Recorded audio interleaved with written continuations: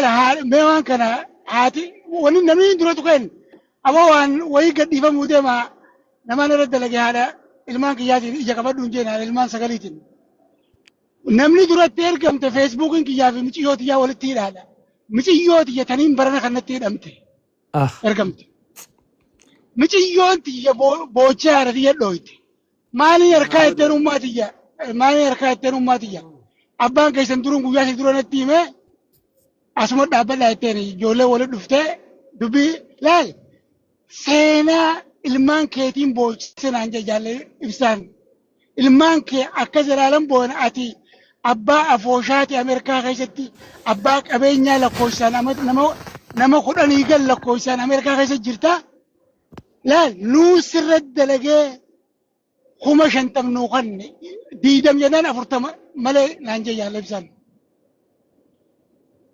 so laa wanni kuni khayriif dalagamte obboleessa kiyya wanni dalagamteef ijoolleen tiyyaa'u waan takka baratte waan kanarraa ani ijoollee heerumte sadiin qaba dhiiraan qaba kaa fuudhee ilmaan 4 qabuun qaba ijoolleen tun isteet adda addaa jirti walitti dhuftee namni dura jabeessuu qabnu haadha ta'e hin jedhan abbaa keenya dura amma laal isiin eessa jirti wallaahi billaahi tallaahi Dubaay torbaan lama ta'eeti wanna godhaa umraa deemte jechuudha.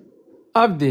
Ijoollee tiyya kana hunda ka godhe maaliif isaan yoo isaaniiti abdi dhaabbiin qabu abdi facaafnaadha kattalaa takkaffaa manni kun mana ilma oborraati bar waniin dubba jiruuf ani oborraa keessatti dhaladhe laala waan takka beeka annama ni beeyta badhaasa annama Oromoo guyyaa tokko eessa dhalatte namaan hin jeeni beekatte garuu khayriin dhufuun waan akkanaa tana faadhaaf gaarii maaliif kun taa ilmo ol deemu ilmo ol dhalatee lafaa sosso'aa jiru ka na dura jiruuf ka akka ammataadii hiriyaa kiyyaa kana faafis ahaa waan akkanaa jiraayin mataa kana sossoofti beekatte yemmuu wanni kun ani wanta kaniin beeka bani aadami ani laal akkitti na qabadda ani abdi akka mucaan kiyya kaama 23 abbaan keenya bara rasuulli keenya sallallahu alaihi wasallam inni nu jalaan baane laal wani takka ulamaayin jalaan baane hayyuun jalaan baane barsiisaan jalaan baane beekaan jalaan baane barataan jalaan baane barsiisaan jalaan baane beekatte annam tokko beekatte abdi laal miliyoona meeqaan na caala ana Oromooti yemmuu waan harkaniif Oromooti yeroon dhiifama gaafachuu taa'u jira wanni kun narratti dalagamee haa ta'u wanni dhufaa takka khayriif dhuftee beekatte annama jiru dhiirti kula dhalattee beekatte garuu dhiirti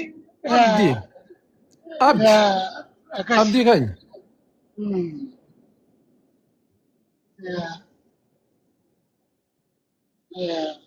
abdi keenya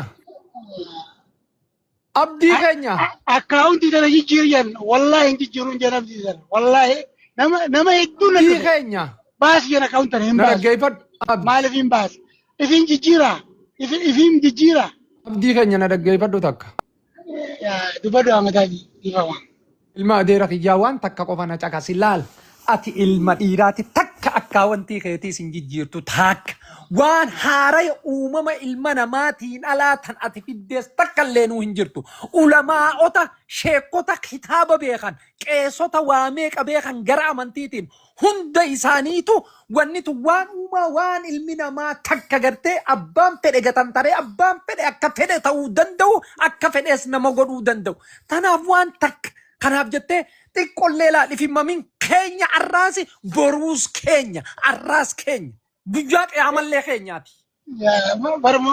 Mucaa kanaan xiqqishoo harkee waniin dhiifama naa godhaadha. Badhaasaa kanaatti maaliif xiqqishoo wayiin keessatti harkee sanii fi asii dubbadhe malee guyyaa tokko ijoolleen xiyyaas na uggurtee waan kana kaaftee yoo ka dubbattu taate nuusittees garagaladhaan jaanii irraan dubbatin jaanii maaliif xiqqoo wani dhageemaa amma gurbaa mataatii kana dhaloota uumaatii wajji qabaa kattee ijoollee wajjin dalanne wajjin guddanne boonaa fi inni wajjin dalanne mucaa kana gaa ammas amadaatii kana garraniin reefu siin didee beekatti yoon karaa deeme dubbachuu illee ni danda'a. Maaliif namaan bakka qabuuf namaan dhugumatti ulfina qabuuf dhufnaaniin bilbila amma ni ijoo kanas kareen gadda na bilbilamee ni harkaasii dubbachuun fadhu abbumma fadheen dubbachuun fadhu abbumma fadhe namni ni silaa ulfina guddaa qabuuf ijoollee sadii moo afur amma ijoollee si bira jirtu asiif. Aboo sabara kana naatuun dhufa sibiraan dhufuu ta'a abdii anaan mana keetiin dhufuu ta'a dirree xayyaara irraa siin na dhiyeessa dhaggeeffadhu. Yoo rabbii keenya biraan taate samara kana sibiraan dhufuu ta'a abdii keenya obboleessa kiyya ilma adeera kiyyaa jiruu fi du'a wanni wajji qabnu gabaabdutti. Never ever waan hasharfacceedhaaf bakka kannin bira kuti tuu. Akkasii bara jee bara ani ambani laal ulfina qabaadhaadha ambani aadami laal anaafdi ilma Oromooti Oromoo irraa hin dhufee Oromoon laal namni badii gootayyee dura badii xiyya nan buru Oromoodha malee saba birooti miti ammas beekaa wani takka wani beeku qabdanii yoo namni illee waan kanarra dalagee wanni kun beektaa abdii kana jiisinee kana balleessinee illee dhufe.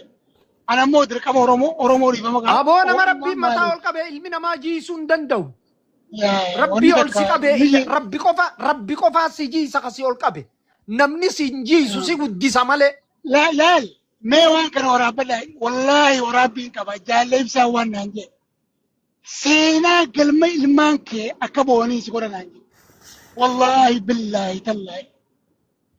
Laal waa'uma takkaan haadha ijoollee jettee mee unoo waraabbii kana dhaggeeffadhu. Angasumaan jee waraabbii dhaggeeffattee guddi hidhadhu hin jeenye. Yoo abdi kajaaratu taate yoo amma 25 bultee keessa hojii kajaaratu taate muddi hidhadhu hin jeenye. Haadha mana kiyyaati. Kuni waan laafana laala kuni bara qilleensaa naan jette. Wanni sirra godhan kuni bara qilleensa gubbaadhaa jette laala. Intalti tun gaa laala intala Oromooti. Hayi ati bari jiraadhaa naan jette. Nama fayyaa qabu kana godhan malee nama hin jirre nama dhageettii hin qabne. Namni jecha kanaa hunjuun naan jette. Akkasi. Meelaala jecha kana laalame. Akkasi.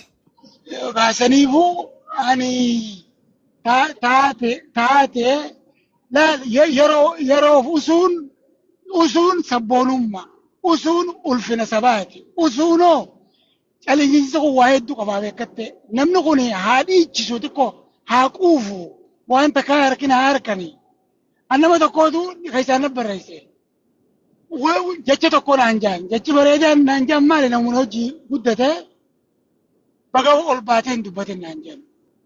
Laala an firdii mataa kiyyaatiin dura godhaa murtii mataa kiyyaatiin godhaa if cinaan laala bitaa mirgaa if duraan laala if oliin laalaa hiixadhee hangaan danda'utti if dubaan hiixadhee laala. Maaliif ijoolleen deengadda waxaneen miidiyaa tiktookii gubbaa dhufte waan feetee ogootee ani isaanii gaddeebee jechuun jeen anaa isaan irratti qaataadha beekatan. Hindu maaliif hin barbaachisu ulfaadha qabadhaadha. Awoo amataati mana kutee isaa amataatiin. Abdii jabaadhu sooshaal miidiyaa rabbaatiin dubbatini wal beeynaa si beeynaa nuti nama lafarratti illee si beeku waan ati hojjettu jabaadhu. Ammoo har'a dubbattee har'a booda mana nama takkaatti seentee kanaa soina akka nama si beeku takkatti namni guddaan ijoollee wajji waliin deebi'u ati nama akka abbaa ifamaa nuti akka abbaa keenyaa si laallaa ati nama jabaa nama akka Oromootti